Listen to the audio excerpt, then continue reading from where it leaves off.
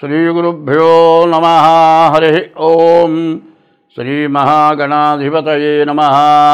శ్రీమహాసరస్వత్యై నమః. హరి ఓం. యకర్తా జగతాం భర్తా సంహర్తా మహసాం నిధిః ప్రణమామి తమాదిత్యం బహిరంతస్తమోపహం. 2025 సంవత్సరం నవంబర్ నెల 4వ రాశి కర్కాటక రాశి. ఈ కర్కాటక రాశి ఎంతో పుణ్యం చేసుకున్న రాశి. ఎప్పుడూ జీవితంలో కష్టాలంటే లెక్క రాకుండా వెళ్ళిపోయినటువంటి గొప్ప రాశి. ఈ రాశికి చంద్రుడు అధిపతి. ఈ రాశి వాళ్ళకి ఎవరు శత్రువులు ఉండరు, అందరితో మంచిగా ఉంటారు. ఎవరైనా శత్రువు అయినా కూడా మనకు అపకారం చేసిన వాడైనా సరే వాడిని ప్రేమతో చూడటం, వాడి ఇంటికి వచ్చినా కూడా వాడు చేసిన ద్రోహాన్ని గురించి ఆలోచించకుండా వాళ్ళతో మంచిగా ఉండటం, వాళ్ళకి సహాయం చేయటం. వాళ్ళు మనస్సులోనే బాధపడతారు, అరే మనం చేసిన దానికి ఎటువంటి ఇది లేకుండా మనని గౌరవంగా చూశాడు, మనకు కావాల్సి వచ్చింది ఇచ్చాడు, మనం పొరపాటు చేశాం, ఎవరికి వాడు మదన పడేట్లుగా ప్రవర్తిస్తారు ఈ కర్కాటక రాశి వాళ్ళు. కానీ ఈ కర్కాటక రాశి పరిస్థితి మార్చి 30వ తారీఖు వరకు 8ంట అష్టమంలో శని ఉన్నాడు. ఆ శని ఏమైనాడు మార్చి 30కి మరి కుంభం నుంచి మీనానికి వచ్చాడు, 9ంటికి వచ్చాడు. ఈ 9ంటికి వచ్చినటువంటి ఈ శని వల్ల వచ్చాడని పేరే కానీ నవంబర్ 27 వరకు శని వక్రించి ఉన్నాడు. ఈ వక్రించి ఉండటం చేత ఈ కర్కాటక రాశి వాళ్ళని ఎవ్వరూ బాగు చేయలేరు. ఒక్క రకం సమస్య కాదు, ఇల్లు రిపేర్లు, ఒంట్లో ఆరోగ్యాలు, కుటుంబ కలహాలు, భార్యాభర్తలకు, తండ్రి బిడ్డలకు విరోధాలు, రావాల్సిన డబ్బులు రాకపోవటం, మనం ఇవ్వాల్సిన డబ్బులు ఇవ్వవలసి రావటం, మరి అసలు బతకడమే చాలా కష్టం, ఏదైనా చేసుకొని చచ్చిపోదాం అన్నంత విరక్తి పుట్టేంత బాధ కలుగుతుంది. కానీ ఈ కర్కాటక రాశి వాళ్ళు అట్లాంటి పని చేయరు, ఎందుకంటే వాళ్ళు దైవ బలం గల వాళ్ళు. ఇట్లాంటి టైంలో దేవుణ్ణి పూర్తిగా పూజిస్తారు. ఎంత కష్టమైనా కూడా మొదటి నుంచి కూడా ఎంత కష్టమైనా లెక్క చేయకుండా మంచి అనిపించుకున్న వాళ్ళు కర్కాటక రాశి వాళ్ళు. అటువంటి కర్కాటక రాశి వాళ్ళకి మరి నవంబరు 27 వరకు కూడా పూర్తిగా చెడు టైం కనబడుతోంది. ఈ కర్కాటక రాశి వాళ్ళు ఏం చేయాలి అంటే ముందుగా మీ డేట్ ఆఫ్ బర్త్ ద్వారా మీ జాతకాన్ని చూపించుకోవడం ఎంతైనా మంచిది. అట్లా డేట్ ఆఫ్ బర్త్ ద్వారా జాతకాన్ని చూపించుకొని తర్వాత మీకు ఏదైనా దోషం ఉంటే ఆ దోషానికి తగిన శాంతి చేసుకోవడం చాలా మంచిది. సరిగా చెప్పాలంటే చేసే ఉద్యోగం లేకుండా పోతుంది, చదువుకునే పిల్లలకి చదువు సాగకుండా ఆగిపోతుంది. ఏదైనా విదేశాల్లో ఉన్నవాళ్ళు తిరిగి రావాల్సి వస్తుంది. రియల్ ఎస్టేట్ కానీ స్టాక్ మార్కెట్ వ్యాపారాలు చేసే వాళ్ళకి పూర్తిగా నష్టం వస్తుంది. మరి వ్యవసాయదారులకు కూడా అసలు చెప్పే పని లేదు. వ్యవసాయదారులందరూ కూడా పూర్తి నష్టంలో ఉన్నారు. కనీసం ఆకుకూరలు కూడా దొరక్క అందరం ఇబ్బంది పడుతున్నాం. రైతుని చెప్పే పనే లేదు. అందరికీ కూడా ఎందుకు వచ్చింది అంటే విపరీతమైన వరదలు, విపరీతమైన వర్షాల వల్ల పంటలు పోయినాయి, రోగాలు ఎక్కువైనాయి. జలుబు, దగ్గు, జ్వరం ఈ ఒక్కటే వేధించుకు తింటోంది. కాబట్టి దోమకాటు, దీనివల్ల కూడా చాలా బాధలు పడుతున్నారు. కాబట్టి ఈ రాశి వాళ్ళు డేట్ ఆఫ్ బర్త్ ద్వారా ఈ కర్కాటక రాశి వాళ్ళు తప్పనిసరిగా మీ జాతకాన్ని చూపించుకుంటే ఎంతైనా మంచిది. ఇప్పుడు మేషరాశి దగ్గర నుంచి మీనరాశి వరకు అన్ని రాశులకి కలిసి వచ్చే మార్గం ఒకటి చెబుతా.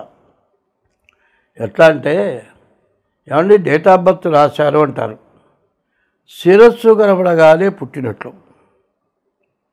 ఒక బిడ్డ 10 నిమిషాలు బయటకు వస్తుంది, 15 నిమిషాలు, 20 నిమిషాలు ఇంత ఒత్తిడితో బయటకు వచ్చిన తర్వాత ఏడు చేసేటప్పటికి ఇంకో 10 నిమిషాలు, అర్ధగంట పడుతుంది.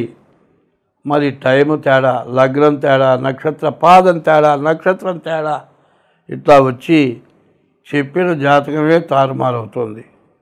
ఒకవేళ సరిగ్గా ఉన్నా మీరు చేసుకున్న పాపం వల్ల కొంత నష్టం జరుగుతూ ఉంటుంది.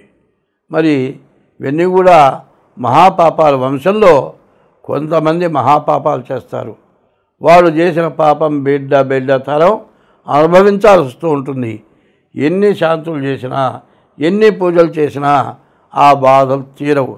చూడండి, ఈ కలియుగంలో విపరీతమైన పాపం పెరిగి ఈ సంవత్సరం వచ్చినంత బాధలు ఎవ్వరికీ రాలే, ప్రపంచం అందరికీ వచ్చింది. ఈ బాధలు ఎందుకు వచ్చినాయి? మనకు తెలిసి చేతులారా పాపం చేసుకున్నావు. ఆ పాపం నివృత్తి కాక ఈ బాధలు వస్తున్నాయి. కాలికి దెబ్బ తగిలితే మందు వాడకపోతే కాలు మానుతుందా? నువ్వు చేసిన పాపానికి దైవాన్ని పూజించకపోతే ఈ బాధలు పోతాయా? ఇట్లాంటి బాధలు పెరగడానికి కారణం మనమే. ఎందుకంటే వేదంలో కొన్ని విషయాలు చెప్పారు. మరి వేదం అంటే అందరి వల్ల కాదు. వేదంలో మరి 18 పురాణాలు, అష్టాదశ పురాణాలు వ్యాసుడు రాశాడు.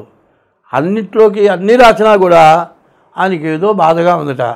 నారదుడు చూసి, ఏందయ్యా ఏదో పరాయజానంగా ఉన్నావు ఏమిటి అంటే, ఏమిటోనండి ఇన్ని పురాణాలు రాసినా నీదేంతో తప్పు చేశారనిపిస్తోంది అంటే, అప్పుడు ఆయన అన్నాడు, నువ్వు ఎన్ని పురాణాలు రాసినా దైవాన్ని పూజించే విధానం, దైవ భక్తి కలిగింది నువ్వు ఏది రాయలేదయా.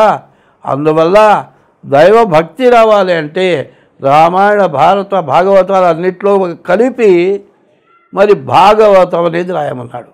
ఆ భాగవతం ఎట్లా ఉంటుందంటే, భాగవతం భాగవతం భాగవతం భాగవతం అంట మొదలు పెడితే భాగవతం చెడిపోం. భాగవతం అటువంటి భాగవతంలో గజేంద్ర మోక్షం అని ఉంది. ఈ గజేంద్ర మోక్షం 40 రోజులు చేయించుకుంటే మీకు ఎటువంటి దోషాలున్నా పోతాయి. కాదు అంత ఓపిక లేదు, 21 రోజులు చేయించుకోండి. కాకపోతే 11 రోజులు చేయించుకోండి. ఏమండి పుస్తకాలు అమ్ముతున్నారు, మేము చేసుకుంటామంటే దాంట్లో ఒక పద్యం చెబుతాను. మరి విష్ణుమూర్తి వెళుతుంటే అమ్మవారు వెనకాడితే పోతుంది. ఆయన్ని అడుగుదాం, ఎక్కడికి పోతున్నావు అని అడుగుదామనే పద్యం ఇట్లా రాశారు. అడిగేదన నీకు అడుబడి జను నడిగిన తన మగడు నుడుగడని నడ యుడుగున్ వెడనెడ సిరిముడి తడబడ నడుగిడదు జడేమా నడుగిడు నెడలను. ఈ పద్యం ఎవరన్నా ఒకసారి పుస్తకం చూసిన వాళ్ళు చెప్పగలుగుతారా? ఇట్లాంటి కఠినమైన పద్యాలు ఉన్నాయి. వాటిని తప్పుపడకుండా పారాయణ చేయాలి. మరి సప్తశతిలో మరి భార్యాము రక్షత భైరవీం అని ఉంది. వాడు పొరపాటు పడి భార్యాము రక్షత భైరవీం అనే బదులు భార్యాం భక్షత భైరవీం అన్నాడు. భార్యను తినేసింది అమ్మవారు. కాబట్టి తప్పులు పడితే దోషాల వల్ల ఇబ్బంది వస్తుంది. కాబట్టి జాగ్రత్తగా చేసే వాళ్ళ చేత అది పారాయణ చేయించుకోండి. మరి ఇట్లా చేస్తే మీకు అన్ని విధాలా బాగుంటుంది. అవసరమైతే మాకు ఫోన్ చేయండి, దానికి తగిన ఫీజు చెల్లించి మరి ఆ భాగవతం పారాయణ చేయించుకోండి. నేను ఇప్పటికీ కనీసం 25 సంవత్సరాల నుంచి చేస్తూ ఉన్నాను. అనేక కష్టాల్లో నేను బతకడం కంటే చచ్చిపోదామన్నంత పరిస్థితి వచ్చింది. ఎన్నో యాక్సిడెంట్ అయినాయి, ఎన్నో ఆపరేషన్లు అయినాయి. ఈ బాధలతో ఇక బతకకూడదు అనుకున్నాను.